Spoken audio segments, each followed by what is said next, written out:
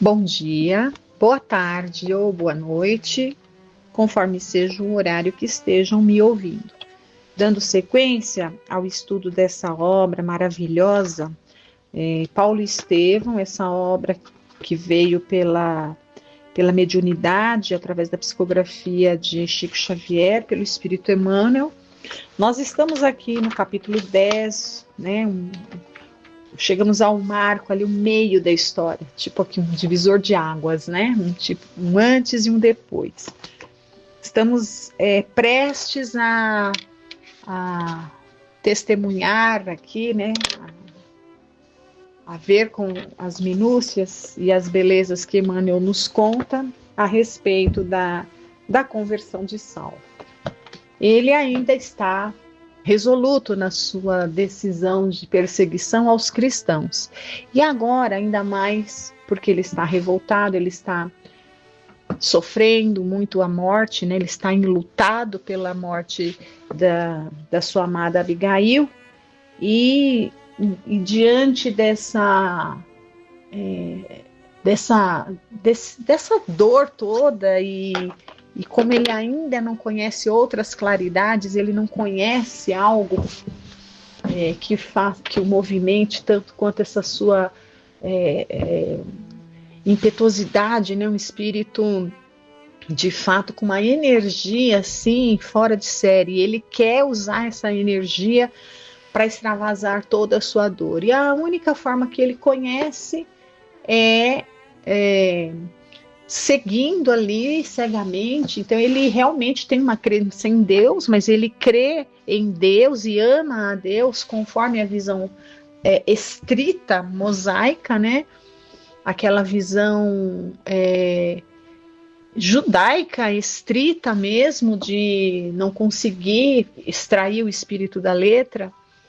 Então ele acha que é a letra, né? E tudo aquilo que se opõe à letra é contra Deus. Então ele ali nesse seu momento de sofrimento, a forma como ele tem de se aproximar de Deus, digamos assim, para que alivie o seu sofrimento, é fazendo aquilo que ele entende que é o certo, perante Deus, né? Conforme a vontade de Deus, conforme a lei, conforme a sua forma de crer, que era como eliminando todo aquele que de alguma forma ele entendia que estava violando a lei mosaica.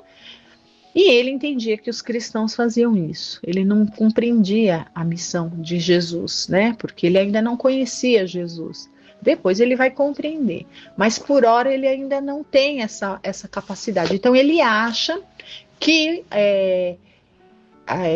Jesus e aqueles que o seguiam e aqueles que simpatizavam com suas ideias eram violadores da lei de Deus. E mais que isso, ele achava que quem estava por trás de todas as suas desditas, que todas as suas infelicidades, ele atribuía a culpa a Jesus. Na verdade, ele já estava num processo, como vimos, da sua própria consciência começar a apontar que ele não havia agido certo. O primeiro pensamento era esse. Aí, logo em seguida, ele queria escapar desse confronto, né, desse encontro consigo mesmo, e aí ele já arrumava Jesus aí para falar, não, mas eu fiz tudo isso por causa de Jesus. Então, a gente consegue perceber mesmo, e a beleza disso, e o grande aprendizado da gente perceber como que age a psicologia, a psique dele, como que trabalha, e como somos nós, né? Nós somos assim,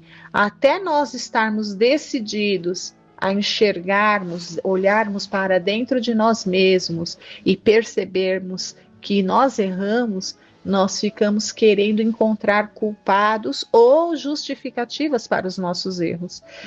E Saulo está fazendo isso. Ele realmente acha que o culpado para os seus erros é Jesus, e como forma de extravasar toda essa sua dor, sendo agradável a Deus, ele toma decisões ali de perseguir cada vez mais e mais os seguidores de Jesus. E é assim que nós vimos na semana passada a conversa que ele estava tendo com seu amigo, o Zacarias, que era o pai adotivo de sua noiva, a Abigail. E ele, conversando com Zacarias, ele quis saber os detalhes de como foi que ela começou a abraçar aquelas ideias absurdas do Nazareno, carpinteiro.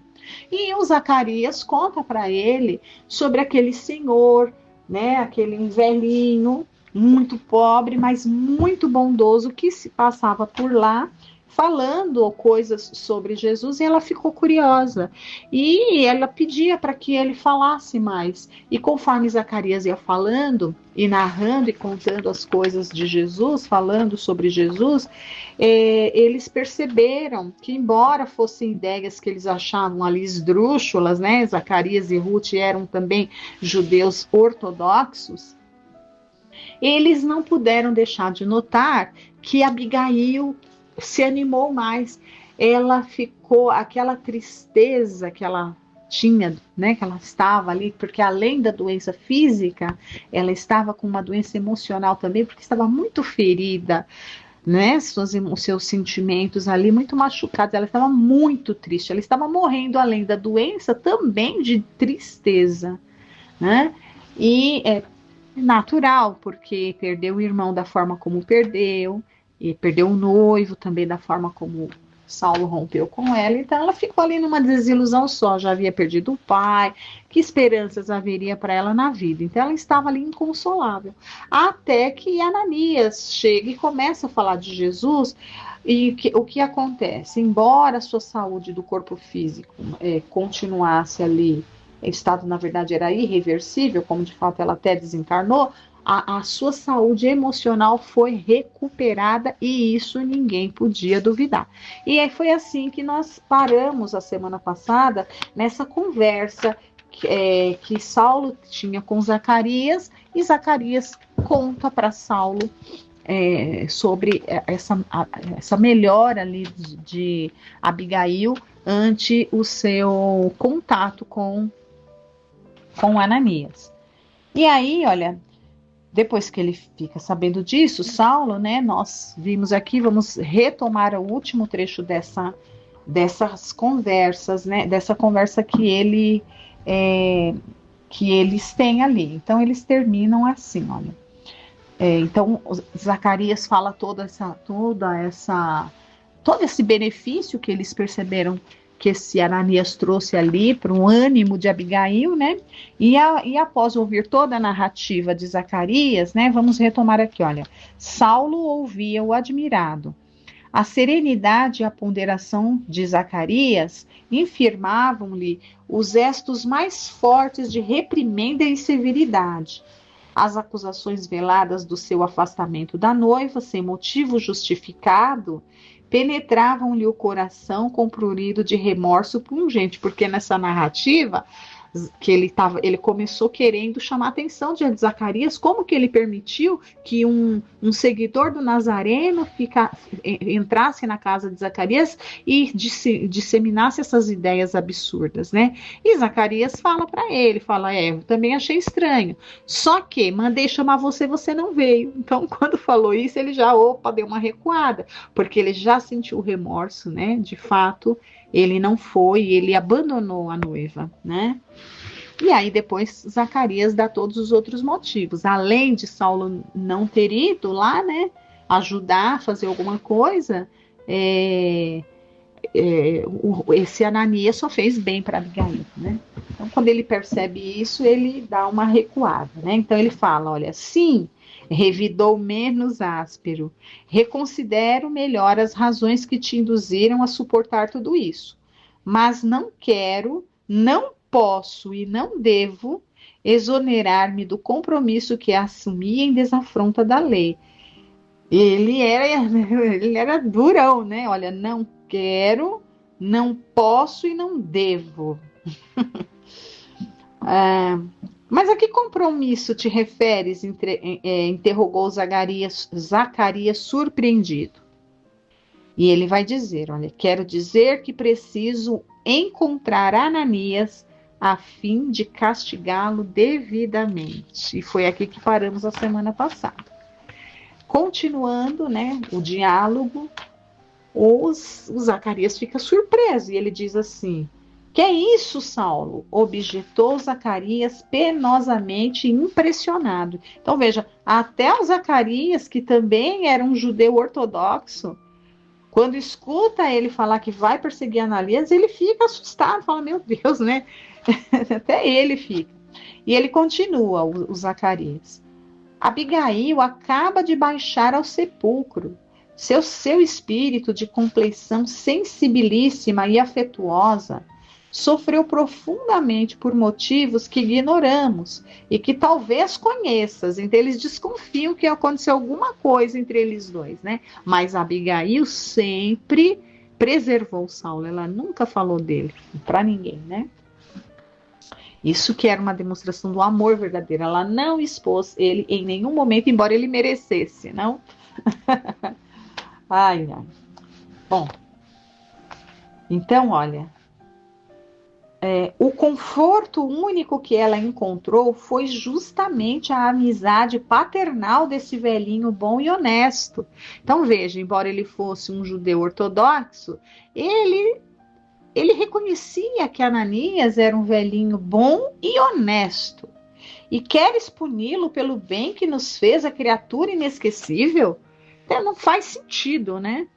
Então já tinha uma sensibilidade mais desenvolvida do que a de Saulo nesse momento. E ele diz, olha, veja a cegueira, né, do fanatismo. Mas é a defesa da lei de Moisés que está em jogo, respondeu o moço tarcense com firmeza.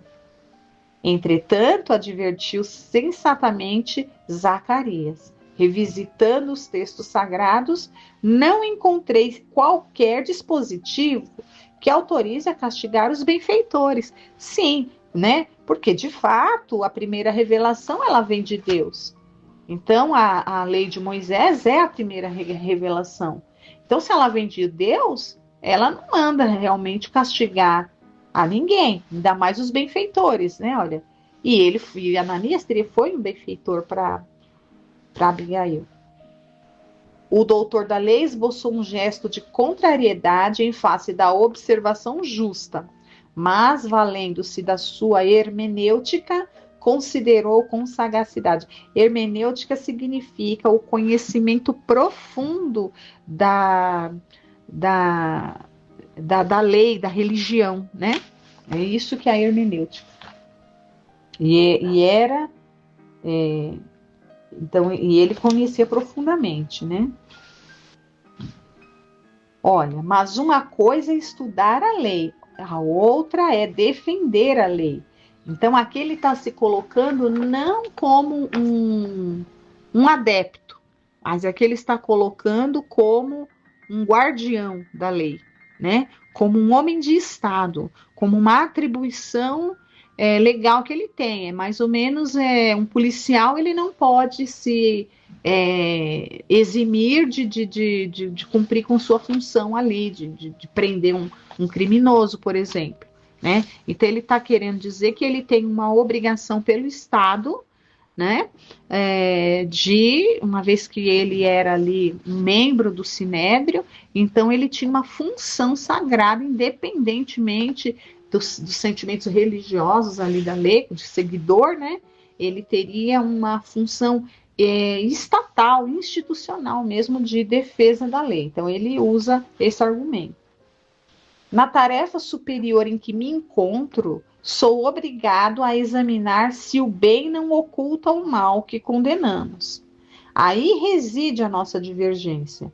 Tenho de punir os transviados, como necessitas podar as árvores da tua chácara. Ele faz essa comparação. Ele realmente tinha um poder de argumentação poderoso, né? Muito forte. Fez-se prolongado silêncio. Absortos em profunda meditação, separados mental e intimamente, foi Saulo quem retomou a palavra perguntando. Olha, é interessante essa colocação aqui de Emmanuel, né? Porque os dois eram dois judeus ortodoxos, né?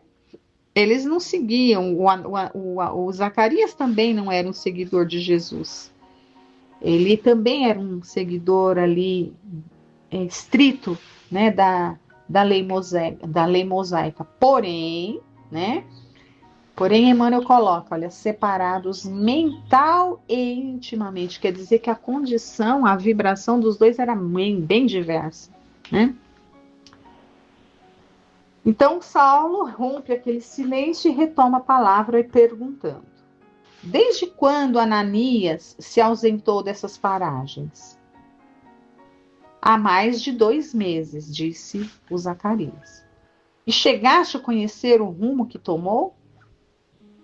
Abigail disse-me que ele fora chamado a Jerusalém a fim de confortar os doentes dos bairros pobres, dada a situação difícil que por lá se criara com a perseguição, e a perseguição do próprio Saulo, né? Pois a sua nefasta influência será igualmente jugulada pelas forças da nossa vigilância. Regressando à cidade amanhã, como pretendo, procurarei localizar-lhe o mais... Vamos lá. Regressando à cidade amanhã, como pretendo, procurarei localizar-lhe o paradeiro. Ananias não dementará outras cabeças. Jamais chegou a pensar na reação que provocou em minha alma, embora não nos conheçamos pessoalmente. Então, veja, né? Ele acha que o Ananias enlouqueceu a Abigail, né? E que ele não fará nada disso. Mas veja que no final ele deixa escapar, que ele esquece se vingar, né? Então, ali ele não faz ideia do que ele provocou na minha alma, embora não nos conheçamos pessoalmente. Então, ele está dizendo, ele não sabe o que ele fez para mim, né? Mas ele vai pagar por isso. Olha, Zacarias não conseguiu dissimular o seu desgosto e sentenciou: na simplicidade da minha vida rural, não posso atinar com a razão das lutas religiosas de Jerusalém, mas, enfim, trata-se de problemas inerentes aos teus mistérios profissionais, e não devo intrometer-me nas providências que mais convenham. Saulo deixou-se ficar longo tempo pensativo, para em seguida imprimir novos rumos à conversação. No dia seguinte, muito consternado, regressou à cidade ansioso por encher o vácuo do coração, perdido no labirinto das horas vagas. A ninguém revelou a grande amargura que lhe ia na alma. Fechando-se em um mutismo absoluto, retomou as funções religiosas de semblante carregado. Ao sol claro da manhã alta, vamos encontrá-lo no sinédrio, interrogando um auxiliar de serviço com vivacidade. Então ele vai para o sinédrio e chama lá um funcionário, né, do sinédrio. E ele pergunta: Isaac, cumpriste minhas ordens para os informes desejados? Sim, senhor. Encontrei entre os prisioneiros um rapaz que conhece o velho Ananias. Muito bem, disse o doutor de Tarso, evidentemente satisfeito. E onde mora o tal Ananias?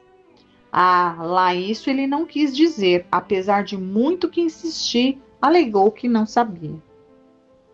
Entretanto, é possível que esteja mentindo, ajuntou Saulo com rancor. Esses homens são capazes de tudo.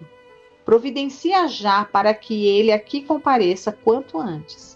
Saberei como arrancar-lhe a verdade. Então, imagine os métodos que ele utilizaria, né? Para interrogar esse rapaz. Como quem já lhe conhecia as decisões irrevogáveis, Isaac obedeceu com humildade. Daí, 1 hora mais ou menos, 2 soldados penetravam no gabinete, acompanhando um rapaz de fisionomia miserável. Sem trair qualquer comoção, Saulo de Tarso mandou que se recolhessem à sala de punições, onde iria ter com o prisioneiro dentro de alguns minutos. Olha o nome do local, sala de punições. Imagine o que seria essa sala, né?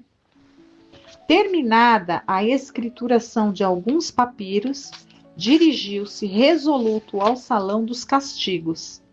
Alinhavam-se ali todos os instrumentos odiosos e execráveis das perseguições político-religiosas que envenenavam Jerusalém nos embates da época. Então ele já leva, né, o rapaz para um local de intimidação, né, e medo. Depois de sentar-se enfaticamente, o moço de Tarso inquiriu o mísero encarcerado com aspereza. Teu nome? Matatias Johanan. Acho que é isso, né? Johanan. Conheces o velho Ananias, pregador ambulante da Igreja do Caminho? Sim, senhor. Desde quando? Conheci-o nas vésperas de minha prisão, que se verificou há 1 mês. E onde reside esse adepto do carpinteiro? Isso eu não sei, exclamou interpelado em voz tímida. Quando o conheci, morava num bairro pobre de Jerusalém, onde ensinava o evangelho. Mas Ananias não tinha pouso certo. Veio de Jope, estacionando em diversas aldeias, onde pregava as verdades de Jesus Cristo. Aqui vivia de bairro em bairro no seu piedoso mistério. O moço tarsense não prestou atenção naquela atitude de profunda humildade e, franzindo o sombrolho, acrescentou ameaçadoramente: Achas que pode mentir a um doutor da lei? Senhor, eu juro, dizia o jovem ansiosamente. Saulo não se dignou fixar-lhe o gesto suplicante. Quer dizer, ele nem olhava no rosto do rapaz, né? Dirigindo-se a um dos guardas, exclamou impassível: Júlio, não temos tempo a perder. Necessito da informação necessária. Aplica-lhe o tormento das unhas. Acredito que por esse processo não se animará a prosseguir na dissimulação da verdade. Então era muita crueldade, né? Os métodos ali muito cruéis, né? Então, olha, o tormento das unhas. A ordem foi logo cumprida. Aguçadas pontas de ferro foram tiradas de um grande armário cheio de pó. Em pouco instante, Júlio e o companheiro, depois de amarrarem o pobre rapaz num tronco rústico, aplicavam-lhe os instrumentos pontiagudos na ponta dos dedos, provocando gritos lancinantes. O jovem prisioneiro clamava em vão suas dores atrozes. Os verdugos ouviam-no com indiferença. Quando o sangue começou a gotejar da unha arrancada violentamente, a vítima bradou em altas vozes: Por piedade, confessarei tudo, direi onde ele está, tende compaixão de mim. Saulo ordenou sustassem a punição por momentos, a fim de ouvir as novas declarações. Senhor, acrescentou o infeliz entre lágrimas, Ananias não se encontra mais em Jerusalém. Em nossa última reunião, 3 dias antes de cairmos no cárcere, o velho discípulo do Evangelho se despediu, afirmando que ia fixar-se em Damasco. Aquela voz lamentosa era um eco de profundas amarguras a se represarem num coração moço, mas repleto de penosas desilusões da vida. Saulo, entretanto, parecia não ter olhos de ver sofrimentos tão comovedores. É tudo quanto sabes? Perguntou secamente. Juro, tornou o rapaz humildemente. Diante daquela afirmação categórica, transparente no olhar sincero e na inflexão da voz comovente e triste, o doutor da lei deu-se por satisfeito, mandando recolher o prisioneiro ao calabouço. Daí a 2 dias, o moço tarsense convocava uma reunião no Sinédrio, à qual atribuía singular importância. Os colegas acorreram ao chamado sem exceção. Abertos os trabalhos, o doutor de Tarso esclareceu o motivo da convocação. Amigos, declarou ciosamente, há tempos nos reunimos para examinar o caráter da luta religiosa que se criara em Jerusalém com as atividades dos asseclas do carpinteiro de Nazaré. Felizmente, nossa intervenção chegou a tempo de evitar grandes males, dada a argúcia dos falsos taumaturgos exportados da Galileia. À custa de grandes esforços, a atmosfera desanuviou-se. É verdade que os cárceres da cidade transbordam, mas a medida se justificam porquanto é indispensável reprimir o instinto revolucionário das massas ignorantes. A chamada Igreja do Caminho restringiu suas atividades à assistência aos enfermos desamparados. Nossos bairros mais humildes estão em paz. Voltou a serenidade aos nossos afazeres no templo. Entretanto, não se pode afirmar o mesmo quanto às cidades vizinhas. Veja, vou fazer uma pausa. Então, ali em Jerusalém, ele estava achando que estava tudo em ordem, né? Porque a perseguição foi tão grande, que ele achava que, porque as pessoas estavam com medo. Mas veja o que ele fala, os presídios estavam lotados, ou seja, era muita gente, ele prendeu metade da cidade, né? A gente não... Porque vamos imaginar essa época, né? As cidades não eram tão populosas como são hoje. Então, se bobear, era quase que muita gente, uma parcela muito grande da cidade, da população estava encarcerada. Ele encarcerou tipo meio mundo, né? E então ele achava que estava tudo certo, né? Então veja, você pegar um monte de cidadão, uma grande parcela de cidadãos e colocar na cadeia só porque não pensam como a gente, é muita coisa, né? É uma coisa assim, é um contrassenso a gente pensar numa situação como essa. E era exatamente isso que estava acontecendo aqui. E ele achava que estava tudo bem, que estava tendo a ordem, mas na verdade não é que estava tendo a ordem, é que a população quase que inteira estava aprisionada, estava no cárcere, estava presa, né? E ele queria continuar fazendo isso nas cidades vizinhas. Então, olha, minhas consultas às autoridades religiosas de Jope e Cesareia dão a conhecer os distúrbios que os adeptos do Cristo vêm provocando, assintosamente, com prejuízo sério para a ordem pública.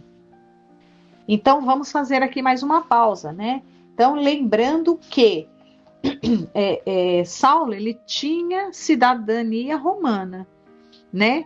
E como cidadão romano, e Roma dominava todas essas cidades aí, embora ele fosse um judeu e essas cidades todas fossem repletas ali de pessoas de várias raças, mas muitos judeus ali, né? Mas todas elas estavam ali sob o jugo romano. E ele, com a cidadania romana, ele tinha um poder, uma jurisprudência que toda essa região. E não só isso, como um judeu ortodoxo que ele era, em qualquer localidade que houvesse ali uma sinagoga ou algum judeu, ele tinha jurisdição, digamos assim, ele poderia atuar além dos limites da sua cidade, né? É mais ou menos assim. Hoje em dia, quando nós temos juízes, né? Temos o juiz de uma cidade, cada cidade tem lá o seu juiz, né? Cada comarca tem o seu juiz, né? E um não pode interferir na comarca do outro. Isso é uma coisa do direito atual, mas nessa época não era assim, né? O juiz tinha jurisdição, eram poucos, né? Ele era um desses poucos ali do Sinédrio com esse poder. E eles tinham jurisdição em toda a região ali onde houvesse uma sinagoga, né? Então era por isso que ele ia sair pelas cidades vizinhas ali, né? Não somente nesses núcleos precisamos desenvolver a obra saneadora, mas ainda agora chegam-me notícias alarmantes de Damasco a requererem providências imediatas. Localizam-se ali perigosos elementos. Um velho chamado Ananias lá está perturbando a vida de quantos necessitam de paz nas sinagogas. Não é justo que o mais alto tribunal da raça se desinteresse das coletividades israelitas noutros setores. Então, né, ele quer sanear todo o arredor ali, não só Jerusalém. Propõe, então, estendermos o benefício dessa campanha a outras cidades. Para esse fim, ofereço todos os meus préstimos pessoais, sem ônus para a casa a que servimos. Bastar-me-á tão só o necessário documento de habilitação a fim de acionar todos os recursos que me pareçam acertados, inclusive o da própria pena de morte, quando a julgue necessária e oportuna. Veja que ele já está com intenção mesmo de matar, de eliminar, né, a todo e qualquer seguidor de Jesus. E assim já deu nosso tempo, né? Continuaremos essa leitura na próxima semana, em que ele vai ali deflagrar essa perseguição a Ananias. Agradeço a todos por estarem aqui acompanhando. Fiquem com Deus. Uma excelente semana a todos.